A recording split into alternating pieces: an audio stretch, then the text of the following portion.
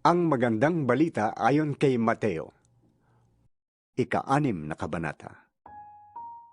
Pag-ingatan ninyong hindi pakitang tao lamang ang paggawa ninyo ng mabuti. Kapag ganyan ang ginawa ninyo, wala kayong matatamong gantimpala buhat sa inyong amang nasa langit. Kaya nga, kapag naglilimos ka, huwag mo nang ipag-ingay pa na gaya ng ginagawa ng mga mapagkunwari. Naglilimos sila sa mga sinagoga at sa mga lansangan upang sila'y mapuri ng mga tao. Sinasabi ko sa inyo, tinanggap na nila ang kanilang gantimpala. Sa halip, kapag naglilimos ka, huwag mo nang ipaalam ito sa pinakamatalik mong kaibigan. Gawin mo ng lihim ang iyong paglilimos, at ang iyong amang nakakakita ng kabutihang ginagawa mo ng lihim, ang siyang magbibigay ng gantimpala sa iyo. Kapag nananalangin kayo, huwag kayong tumulad sa mga mapagkunwari. Mahilig silang manalangin nakatayo sa mga sinagoga at sa mga kanto upang makita ng mga tao. Sinasabi ko sa inyo, tinanggap na nila ang kanilang gantimpala. Ngunit kapag mananalangin ka, pumasok ka sa iyong silid at isara mo ang pinto. Saka ka manalangin sa iyong amang hindi mo nakikita, at ang iyong amang nakakakita ng ginagawa mo ng lihim ang siyang magbibigay sa iyo ng gantimpala. Sa pananalangin ninyo'y huwag kayong gagamit ng maraming salitang walang kabuluhan, gaya ng ginagawa ng mga hindi nakakakilala sa Diyos.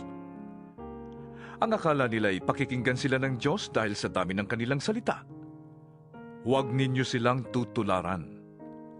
Alam na ng inyong Ama ang inyong kailangan bago pa ninyo ito hingin sa Kanya. Ganito kayo mananalangin: Ama naming nasa langit, sambahin nawa ang pangalan mo. Naway maghari ka sa amin.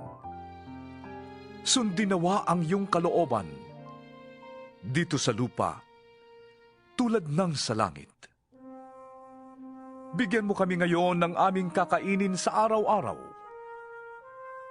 At patawarin mo kami sa aming mga kasalanan, tulad ng pagpapatawad namin sa mga nagkakasala sa amin.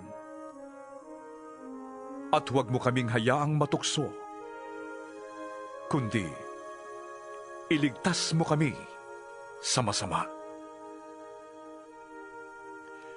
Sapagkat kung pinapatawad ninyo ang mga nagkakasala sa inyo, patatawarin din kayo ng inyong amang nasa langit. Ngunit kung hindi ninyo pinapatawad ang mga nagkakasala sa inyo, hindi rin kayo patatawarin ng inyong Ama. Kapag kayo'y nag-aayuno, huwag kayong magmukhang malungkot na tulad ng mga mapagkunwari. Hindi sila nag-aayos upang malaman ng mga tao na sila'y nag-aayuno. Sinasabi ko sa inyo, tinanggap na nila ang kanilang gantimpala. Sa halip, kapag ikaw ay nag-aayuno, maghilamos ka at mag-ayos ng buhok, upang huwag mapansin ng mga tao na ikaw ay nag-aayuno. Ang iyong amang hindi mo nakikita, ang tanging makakaalam nito. Siya na nakakakita ng ginagawa mo ng lihim, ang siyang magbibigay ng gantimpala sa iyo. Huwag kayong mag-impok ng mga kayamanan dito sa lupa. Dito'y may naninirang bukbok at kalawang at may nakakapasok na magnanakaw. Sa halip, mag-impok kayo ng kayamanan sa langit. Dooy walang naninirang bukbok at kalawang, at walang nakakapasok na magnanakaw. Sapagkat kung saan naroroon ang iyong kayamanan, ay naroroon din ang iyong puso. Ang mata, ang pinakailaw ng katawan. Kung malinaw ang iyong paningin, paliliwanagan ang iyong buong katawan. Ngunit kung malabo ang iyong paningin, mapupuno ng kadiliman ang iyong buong katawan. Kaya't kung ang liwanag mo'y kadiliman, talagang napakadilim yan. Walang aliping makakapaglingkod sa dalawang Panginoon sapagkat kapupuotan niya ang isa at iibigin ang ikalawa. Paglilingkuran ng tapat ang isa at hahamakin ang ikalawa. Hindi kayo maaaring maglingkod sa Diyos at sa kayamanan. Kaya't sinasabi ko sa inyo, huwag kayong mabalisa tungkol sa inyong kakainin, iinumin o isusuot. Hindi ba't ang buhay ay higit na mahalaga kaysa pagkain at ang katawan kaysa damit? Masdan ninyo ang mga ibon. Hindi sila nagtatanim ni umaani o kaya'y nagtitipon sa kamalig. Ngunit pinapakain sila ng inyong amang nasa langit. Hindi ba't higit kayong mahalaga kaysa mga ibon? Sino sa inyo ang makapagpapahaba ng kanyang buhay kahit kaunti man lamang sa pamamagitan ng kanyang pagkabalisa?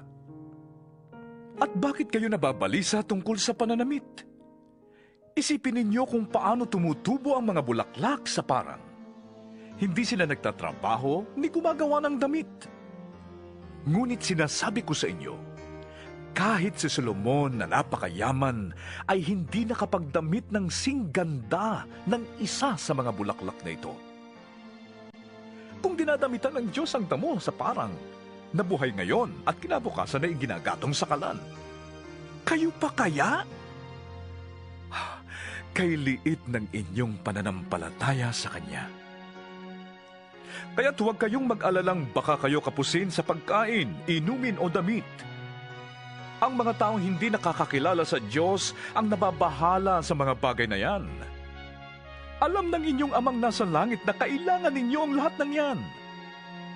Salip, ang pagsikapan ninyo ng higit sa lahat ay ang pagharian kayo ng Diyos at mamuhay ng ayon sa Kanyang kalooban.